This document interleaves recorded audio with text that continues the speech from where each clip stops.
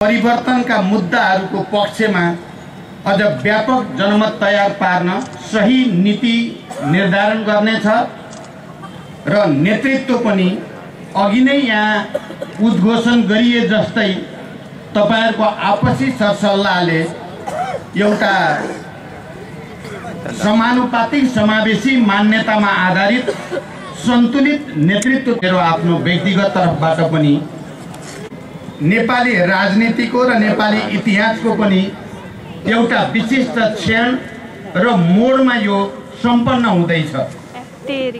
हामीले लामो छलफल बहस र संघर्षपछि निकै ठुलो त्याग र बलिदानपछि नेपालमा संघीय लोकतान्त्रिक गणतन्त्र भनेर घोषणा गरिएको छ, धर्मनिरपेक्षताको घोषणा गरिएको छ। अब राज्य समानुपातिक समावेशी मान्यतामा चल्नुपर्छ भनेर पनि घोषणा गरिएको छ। सामाजिक न्याय र मौलिक अधिकारको क्षेत्रमा भएका छन्, तर फेरि पनि त्यही संविधान कार्यान्वयन गर्ने एउटा गम्भीर चुनौती हाम्रो अगाडि छ। र साथसाथै यहाँ मभन्दा पहिला बोल्ने वक्ताहरूले भने जस्तै यो संविधानले अझै पनि मधेसीहरूको, आदिवासी जनजाति, थारू लगायत धेरै समुदायको भावना र आकांक्षालाई ठीक ढंगले प्रतिनिधित्व गर्न सकेको छैन। यसलाई सबै नेपाली जनताको साझा दस्तावेज बनाउनको निम्ति यसमा संशोधन र परिमार्जन आवश्यक छ। म तपाईहरुको यो भावनालाई कदर गर्दछु र यो संविधानलाई सम्पूर्ण नेपाली वर्ग समुदायको साझा दस्तावेज बनाउनको निम्ति संशोधन र परिमार्जनको प्रक्रियाबाट अगाडि बढ्ने कुरामा म तपाईहरुको साथमा रहेको एकैबद्धता व्यक्त गर्न चाहन्छु। सधैँ के कुरालाई गहिरो गरी हेक्का राखेको छु भने यो देशका गरिब मजदुर किसानहरू, राज्यद्वारा विभेद, अपमान र शोषण उत्पीडनमा पारिएका आदिवासी जनजातिहरू, मधेसीहरू, दलितहरू, महिलाहरूको योगदानको कारणले नै म दुई पटक नेपालको प्रधानमन्त्रीको पदमा पुर्याइएको छु। मेरो दायित्व र जिम्मेवारी छ मैले मधेसीहरूको, आदिवासी जनजातिहरूको, यो देशका गरिब मजदुर किसानहरूको अनि महिला, दलित, हिमाली सबै उत्पीडनमा पारिएका, हिजो सामन्ती र एकात्मक राज्यद्वारा जो माथि विभेद गरियो, उत्पीडन गरियो, तिनीहरूका हक अधिकारलाई, तिनको पहिचानहरूलाई अगाडि बढाउने जिम्मेवारी मेरो काँधमा विशेष रूपले छ। तपाईहरुले मलाई लगाएको ऋण भनौं या गुण भनौं त्यो तिर्ने जिम्मेवारी मेरो काँधमा छ भन्ने मलाई गहिरो गरी अनुभूति हुन्छ। गरिएको छ र संविधान त्यही अनुसार संविधानमा व्यवस्था पनि गरिएको छ। जसरी तपाईहरुले यो अधिवेशनको क्रममा भन्नुभएको छ, म एउटा पार्टीको अध्यक्षको हैसियतले संविधान सभामा संविधान घोषणा गर्दै गर्दा यो अपुरो छ भन्ने पार्टीको नेता मध्ये नै पर्छु म। तपाईहरुले पक्कै सम्झिनु भएको होला, हामीले त्यति बेला संविधान सभाबाट संविधान घोषणा गर्दै गर्दा यो अपुरो छ, यो अधुरो छ, तर फेरि पनि लामो संघर्ष र बलिदान पछि आएका कैयौं उपलब्धिलाई यसले समेटेको पनि छ। त्यसकारण हामीले आफ्ना भिन्न मत राख्दै, हामीले आफ्ना संशोधनहरू राख्दै संविधान घोषणा गर्ने नेपालको लागि ऐतिहासिक आवश्यकता हो भनेर हामीले भनेका छौं।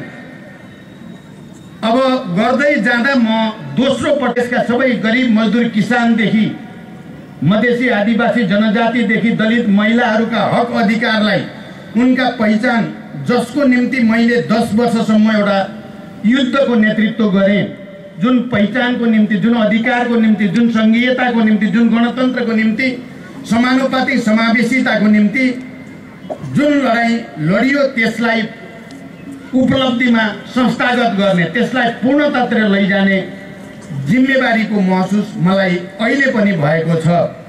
मैले यो कुरा किन भन्दैछु, प्यारा दिदीबहिनी दाजुभाइहरू भने अहिले कता कता यो संविधान एउटा प्रवृत्तिले टाउको उठाउँदैछ।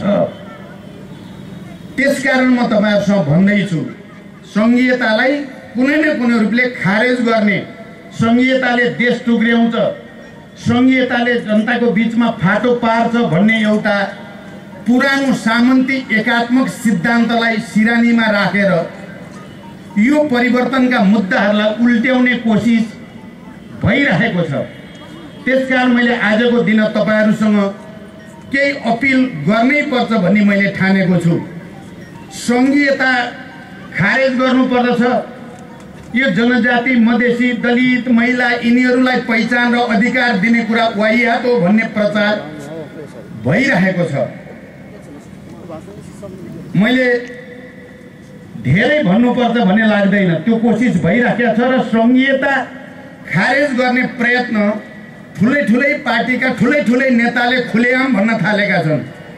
आजभोलि मिडियामा पनि तपाईहरुले हेर्नुभयो भने कता कता यो संविधानै खारेज गरिदिए त खिचै खतम भन्ने प्रचार सुरु भएको छ। र संघीयता खारेज गर्ने भनेको गणतन्त्र पनि खारेज गर्ने भनेको हो।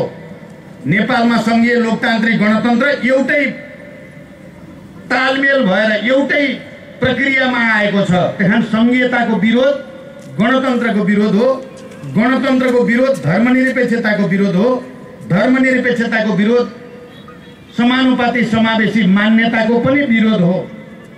अब तपाई हामी जसले पहिचान र अधिकारको लडाई लड्यौं या पहिचान र अधिकारको निम्ति यो देश कुनै एउटा जाति विशेषको पेवा होइन, यो देश कुनै वर्ग विशेषको एउटा उपल्लो अभिजात वर्गको मात्रै ठेकेदारी चाहिँ होइन। यो देशका सबै जात जाति, भाषा भाषी, क्षेत्र, संस्कृति, वर्ग, समुदाय सबैको साझा सम्पत्ति हो। हिजो एक जमाना थियो सामन्तीहरूको जमाना, सामन्ती अभिजात वर्गको जमाना थियो।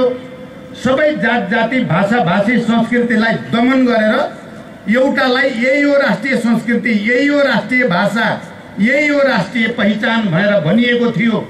त्यो जमाना गयो। जो उत्पीडनमा परेकाहरूको पक्षमा सङ्घर्ष गर्छ, जसले उत्पीडनमा परेका वर्ग समुदायको हक अधिकारको निम्ति लड्छ, त्यो जनताको असली मित्र हुन्छ। जुनसुकै जातिको होस्, जुनसुकै जातिको होस्, उत्पीडनका विरुद्ध, उत्पीडकका पक्षमा, शोषकहरूको पक्षमा जान्छ भने त्यो जुनसुकै जातिको भए पनि त्यसले हाम्रो पहिचान र अधिकारको पक्षमा योगदान गर्दैन। त्यसकारण आज यो अधिवेशनको बेलामा हामी संविधान कार्यान्वयनको प्रक्रियामा छौं।